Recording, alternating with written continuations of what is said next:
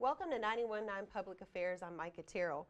Welcome to our second part of our series on gun safety here in Middle Tennessee.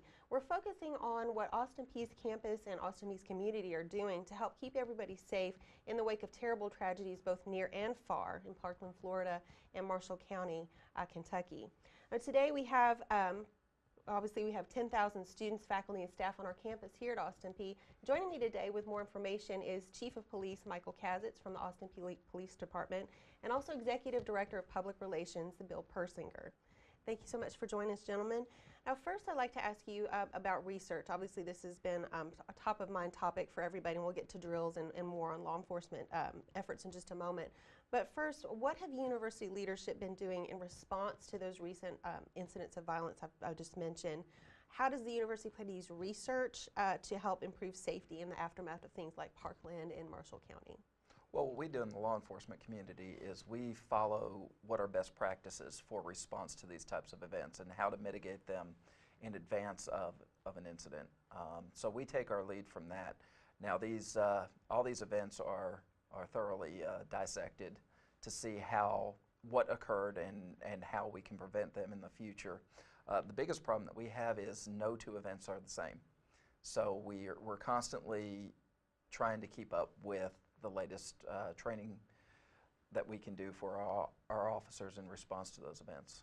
Right, and that's a very probably important thing. This is a continual education probably, right? Correct. Okay, great. And you mentioned leadership, and actually the way I see this is actually our campus police is the leadership in this role, because they have to decide on the spot for emergency situations, and so it's really up to them to drive what we do in a safety situation.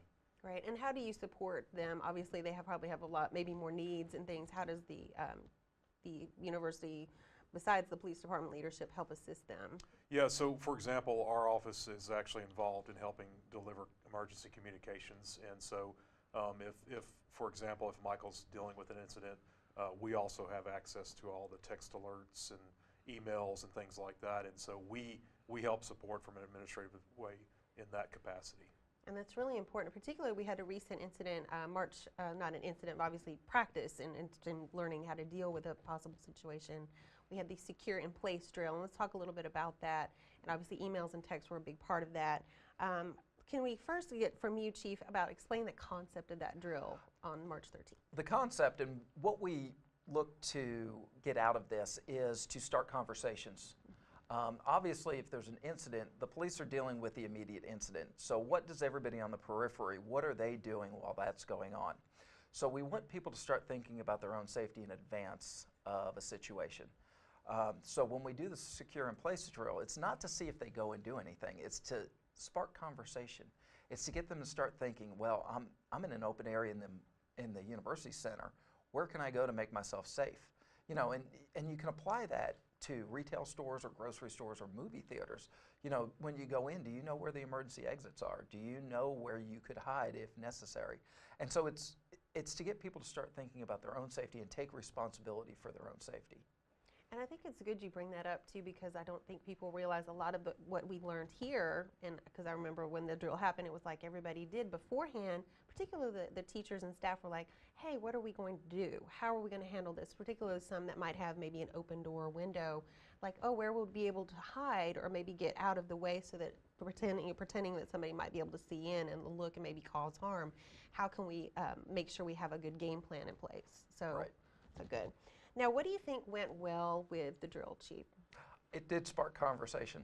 I know we had a lot of people that actually participated. In fact, I was told that the president had to tell the vice president to stop talking during the drill because they were being too loud. Yeah. But across the university, I would get comments after that. Hey, we did this today, and we locked our office door, and we hid under our desk, and so that's the most important thing. And then I get the comments of, well, this professor didn't stop class and he just kept right on teaching, or, you know, these students were still sitting around in open areas and they just didn't care. You know, all we can do is provide the information. People have to take action for themselves, and that's why we continue to try to educate the community and bring that information to the forefront so that they can do what's best for their own safety. And how do you think you, because obviously that would probably be the area to improve upon, would be how to make sure you stress to people, this is really important. How do you think you can get that message across better, maybe? Well, we continue to try to offer different classes. We continue to do the drills. But until something hits close to home or at home, a lot of people don't take it seriously. It happens all the time with tornado warnings, where nobody worries until the tornado comes a little too close to their house, and then they start paying attention in future events. I don't want to get to that point, but sometimes, you know, it takes a real catastrophic event to get some people to pay attention. Now, what about gauging the participation? Because obviously, like I know, most everybody I know did something. We locked the doors, we turned off our audio visuals and hid and everything. How do you go, do you have the manpower to go check door to door to door? Or how do you go about gauging what the participation was? We listen to people. We talk to people.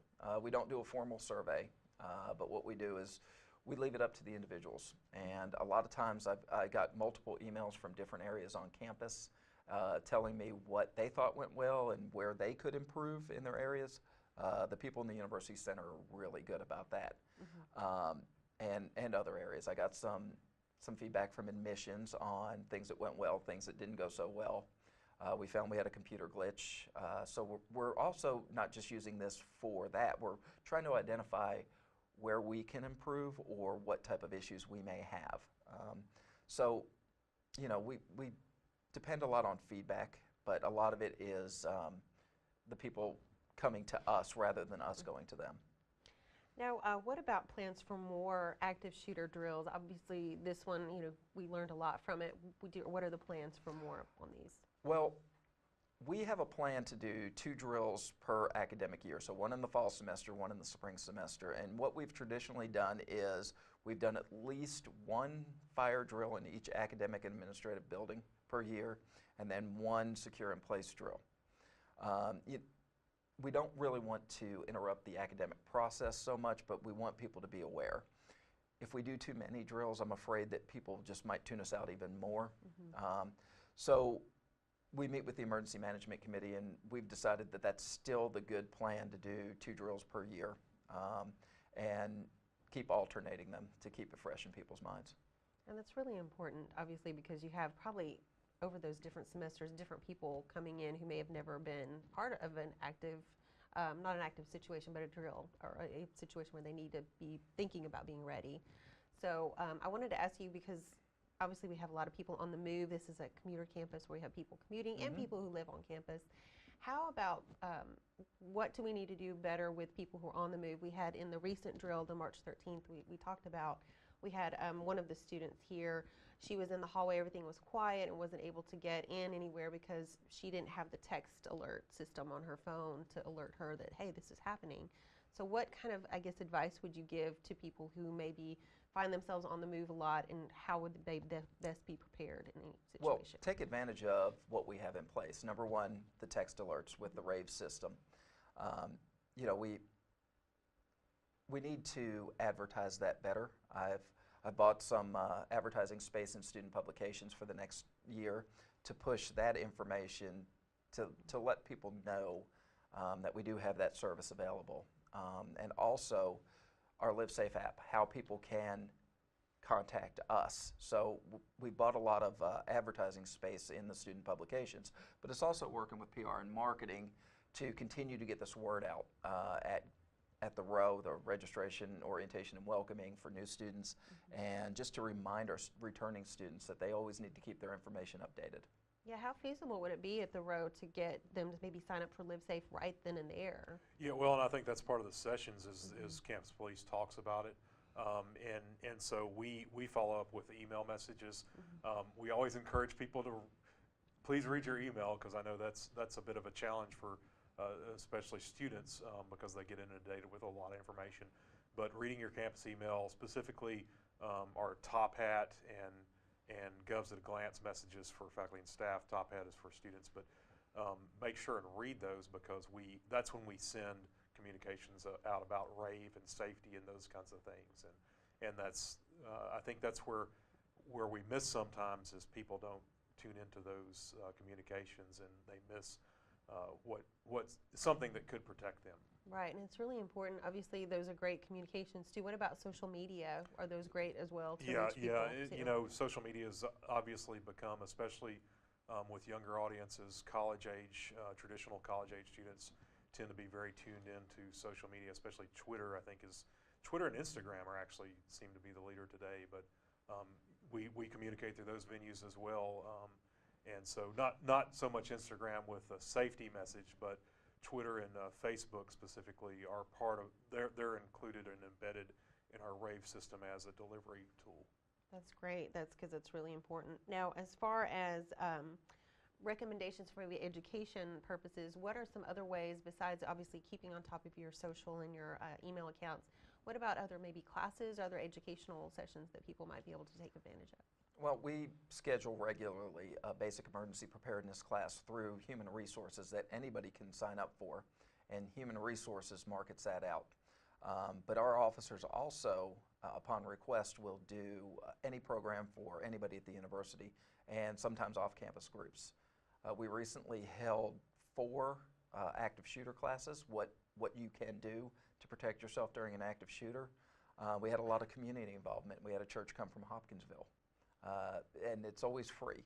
So we host those things and we advertise them as best we can. So it's just, if you're not sure what to do, go ahead and look for those classes. If you can't find one, call us. We'll always set up a class for anybody. Right, and so anybody who might be listening, what's your phone number at your office? It's 931-221-7786. Great. Or 931-228-4848. So they can 221-4848. So good. They can give you a call and say, hey, we're interested in learning more. And we'll get them hooked up with our community involvement officer. Great. Now, as far as maybe equipment in the buildings, I know we have a PA system, and we don't always use that necessarily for the drills, but how do you think that the PA system can play a role in helping people stay safe? Well, we have outside siren PA system. Some of the buildings have internal, but we don't have access to those to do the announcements. One of the ways is we tell people to sign up for our multimodal notifications.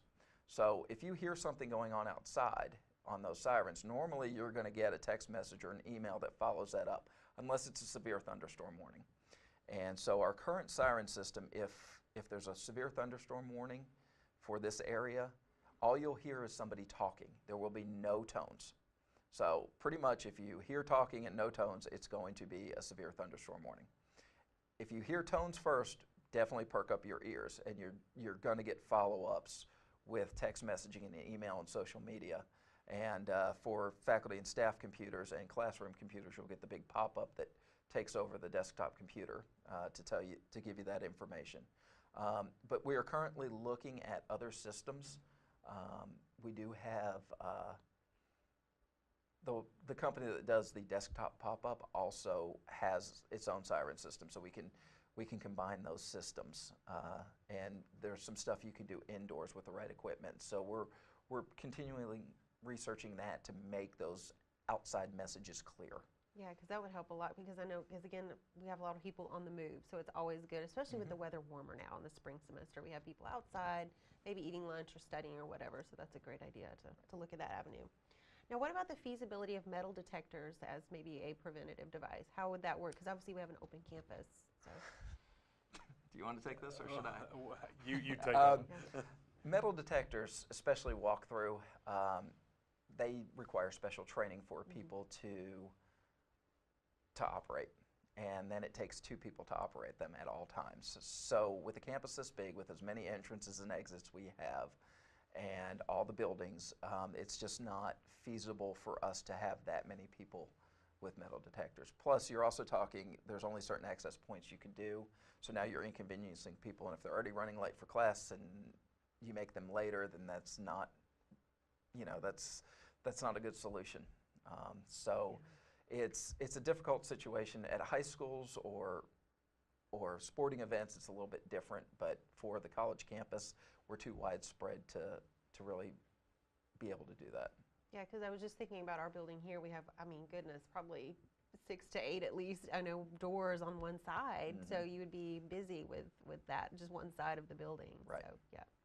So if you're just joining us, I'm Micca, Terrell with 91.9 Public Affairs, And I have Chief Michael Kasitz with the Austin Peay Police Department and also Executive Director of Public Relations and Marketing, Bill Persinger. We're talking about campus safety and what is being done to help keep everybody safe and secure here on our campus with more than, of course, 10,000 people, students, faculty, and staff alike. Now let's talk a little bit about armed faculty. Obviously, there's a university policy that was adopted February 2017 about allowing concealed weapons on campus. Can you talk a little bit about that policy and what's involved with it? Okay, so state law, with which the policy refers to, allows full-time faculty and staff who have an issued state concealed carry permit to register with the campus police department and carry a weapon concealed on campus. It always has to be in their possession. It always has to be concealed. We're not allowed to talk about who's on that list, on that registration list.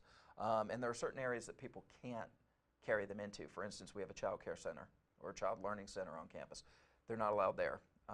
They're not allowed in anywhere that medical or mental health treatment is going on. So the ARD building is completely out. And there's other areas that they're not allowed to carry, but during sporting events or where university functions are going on. So, you know, there's a lot of things that, a lot of loophole, or sorry. There's a lot of things that people have to do to have that ability to carry on campus. And so they're allowed to, but we haven't seen a large number of people taking advantage of that. Right, roughly how many who are able to? As of last count, around 40. About 40, okay.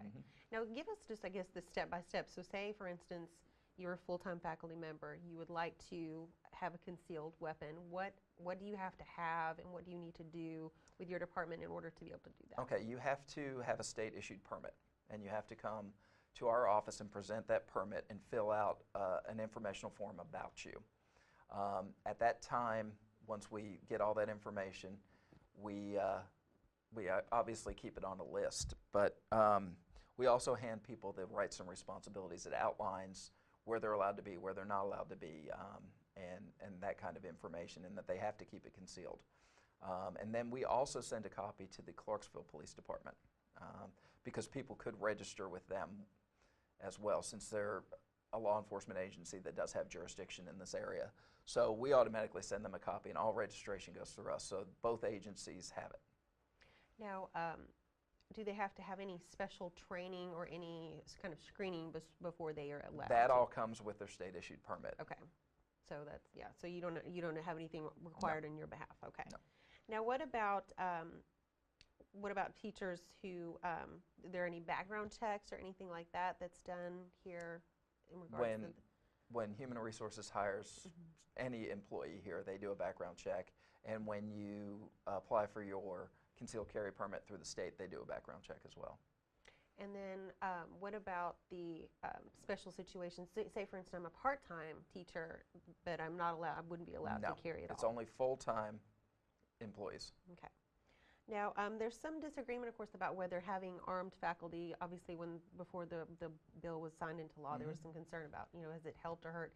Have you had any issues or any concerns about it since it's been in effect? We have had no comments from the university community about it. So no reports of any issues or anything no like that? instances. Okay, good. Now what, as far as like streets, obviously we have several city streets that are nearby the campus and everything. Are there any, have you had any issues with people who may have had, weapons in that area or anything like that? You've had to deal with them because obviously we have that proximity. No, it's perfectly legal in those areas as long as they follow the laws. Okay, good. Now what about, I think that was it, okay. Yeah, because we talked about 40, so that's not that many at all considering. Because how many full-time faculty do we have here at Austin Peay? Faculty and staff are close to 1,000. 1,000, yeah. Yeah, or a little over, I believe. So just 40 among that, so very small percentage. Okay, good. Now what about your overall thoughts about how we've been preparing as a campus community for any, again, serious emergency involving an active shooter? What are your overall thoughts about that? And either of you can take that. I'd like to hear your thoughts on it.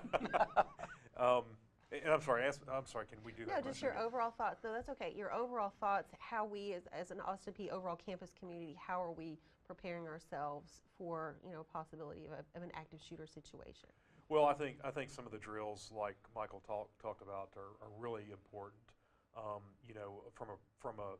From a leadership standpoint, as far as me being the head of the office, I was, everybody did what they were supposed to in my department, and it seemed like everybody in our building took that drill seriously for the most part. And so, I think that's a good step. We do constantly look at new technologies and things like that. Just like with what Michael said about Live Safe, that's a fairly new product. That's an app, and just finding those ways to help either provide communication or receive communication by the university is what our practice has been. Also, credit to Michael, he's pretty tech savvy guy, so he's got a good interest in those aspects of it. And so I think that helps these days because, the ways I communicated are like when I went to school here years ago is completely different now. And so just adapting to those new methods is what's important. And from our standpoint, we have two components. We have the police response that we have to keep up with and ensure that our officers are trained. And we also have our mutual aid partners with the other law enforcement agencies in this county to make sure that we train with them and we know how they're going to react, how we're going to react, and fortunately that works out well.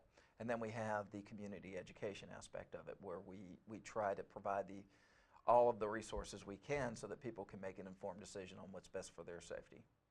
And what about just human distraction in general? I wanted to talk about that because obviously we can have all the technology in the world and try to help prepare people with education and everything and all this great, social media and emails and everything.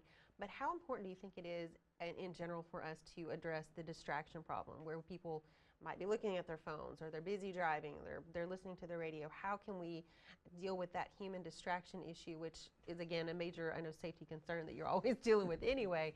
How can we deal with that to help people be more prepared? We just brought in, what was the company called that just did the thing about driver safety? I know what you're talking about. Sorry, I'm drawing a blank on the name, but it was a game show style event that we had. I wish I could think of the name.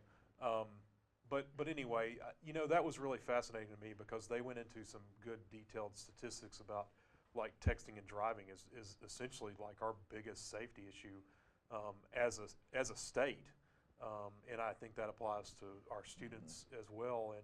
And bringing in programs like that and trying to get people to understand, as innocent as it seems to just glance at that phone, it could kill you quickly, and try to get that through to people. I think things like that are very, very important and really eye-opening. Well, when I first became a police officer and I saw somebody driving erratically, I automatically thought that they were driving under the influence. And now I see them driving erratically and I automatically assume they're texting. It's just as or more dangerous than drinking and driving or driving while you're really tired. So it really bothers me. That can wait. There's no text that is so important that it can't wait. And, I'm the chief of police. I get a lot of phone calls and text messages about things that go on that are fairly important.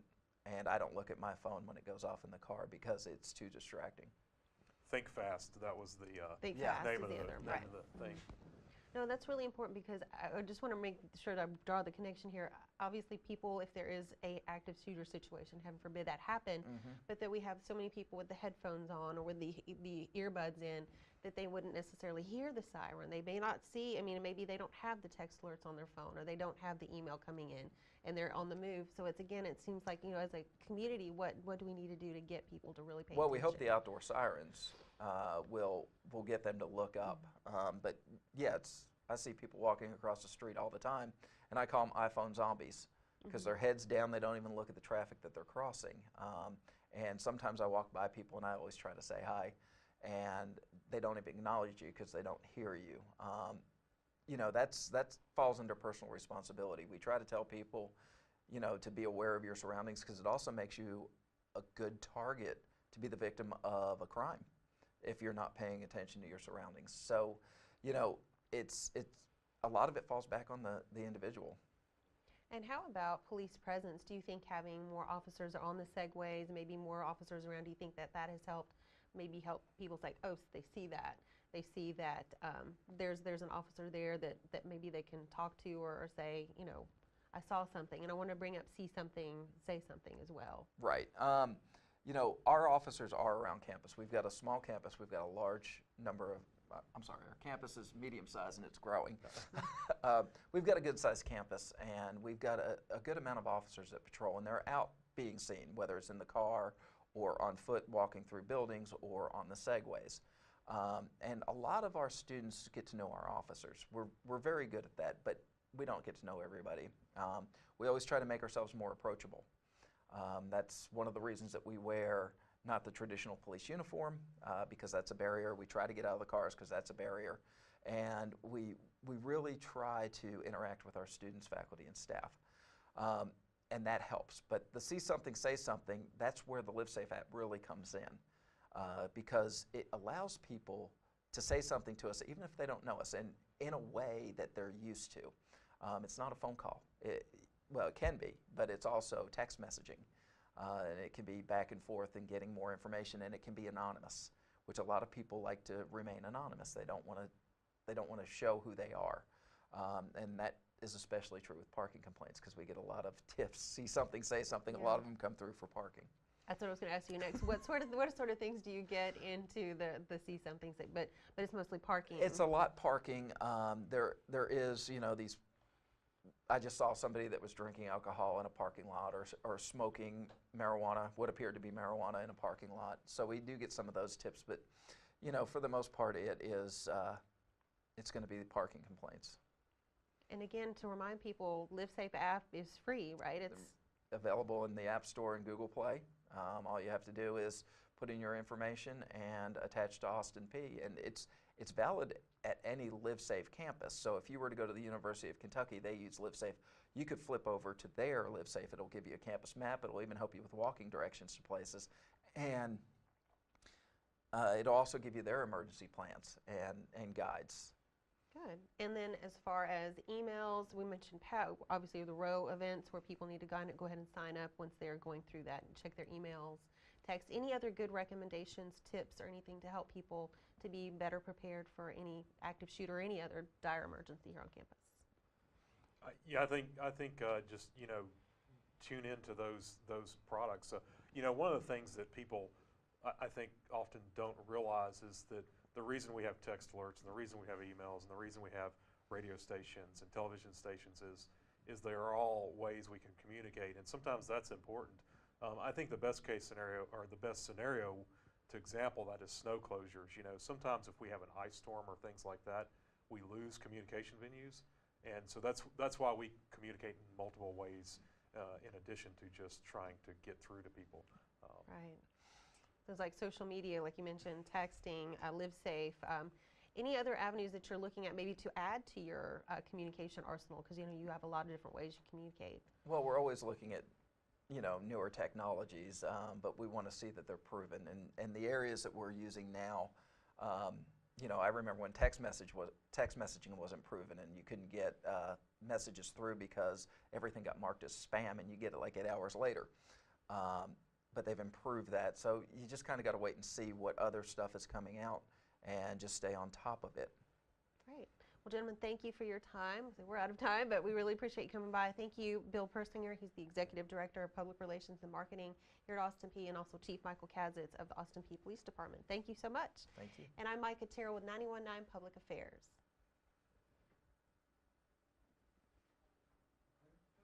We're clear, yay! Woo!